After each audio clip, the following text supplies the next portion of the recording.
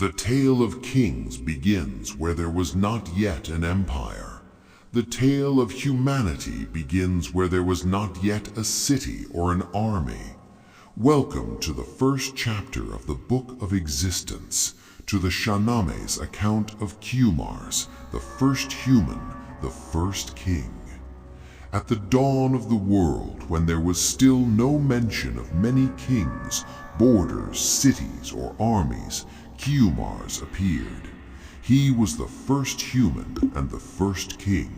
He dwelled in the mountains, not in a palace. People gathered around him and accepted his command, and the beasts did not flee from him either. The world in its beginning was tame, not because evil did not exist, but because confrontation had not yet come to pass.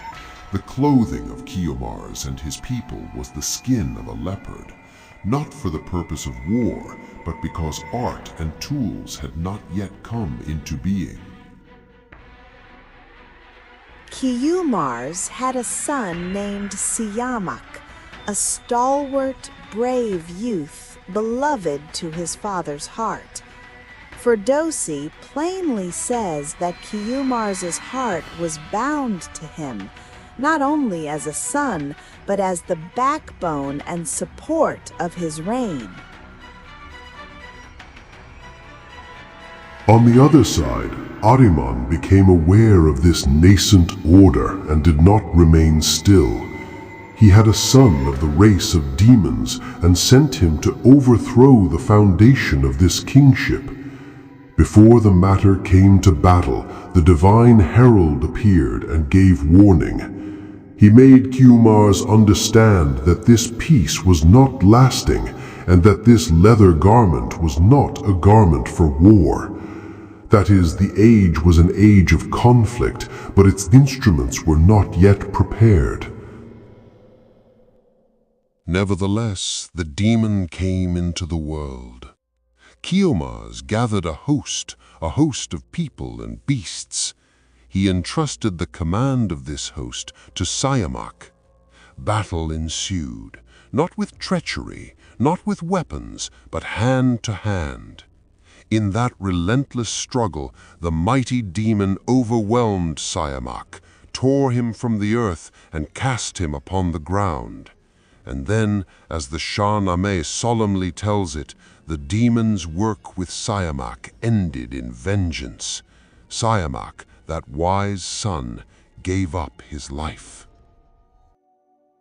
With the death of Siyamak, the first great catastrophe befell the world. The news reached Kiumars. He was plunged into sorrow. He wept, he lamented, and the world mourned with him. Ferdowsi says, "The sorrow of Kiumars was a sorrow that encompassed all. He remained in mourning not for one day, but for an entire year. He ceased from the work of the world and withdrew his hand from command." After a year had passed, again the divine herald descended. He restrained Kiumars from his sorrow and said that remaining in mourning was not the way of the world. The herald did not command him to forget his grief, but reminded him that justice yet remained unclaimed, and the world is not set right with weeping. Kiumars rose from his sorrow, but the sorrow did not leave his heart. Now his gaze turned to Hushang, the son of Siyamak.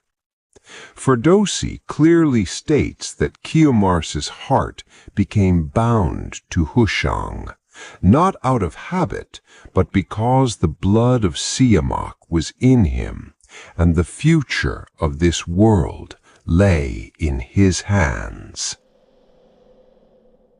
Kiumars summoned Hushang and told him the secret of his heart and the path of warfare. He said, "I have now grown old, and have not the strength for the field. It is you who must now bear the burden of this battle." He made Hushang the commander of the host, not suddenly, not out of desperation, but knowingly and with counsel. Then the host gathered, a host greater than before.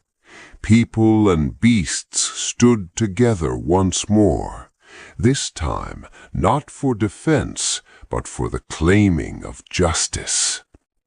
Hushang went at the head of the host. The demon, the same demon as before, came to the field. The battle was again hand to hand, without weapons, without armor, as was the custom of that age. Ferdowsi makes the nature of this battle clear. Hushang, with the strength of his arm, seized the demon, lifted him, dashed him to the ground, and overcame him. Then the cap was removed from the demon's head, and this alone was enough to understand the end of the demon's work. With the death of the demon, justice for Siyamak was claimed, and humanity's first victory over the forces of Ahriman was inscribed. The host returned, and the news reached Kiumars.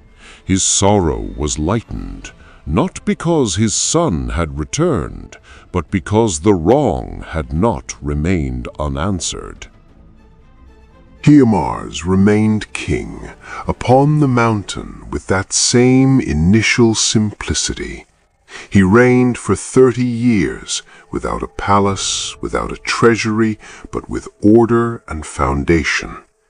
And when his time came to an end, he departed from the world, while the path of kingship, the path of battle, and the path of the world were entrusted to the generation after him.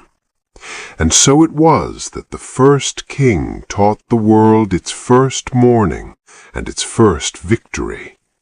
The story of Kiumars is not merely an ancient legend. It is a narrative of the beginning of human responsibility in the face of chaos, of the pain of loss, and of the necessity of rising again.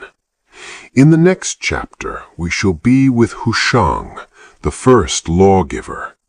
Until then, we conclude this account, bound to the Shahnameh.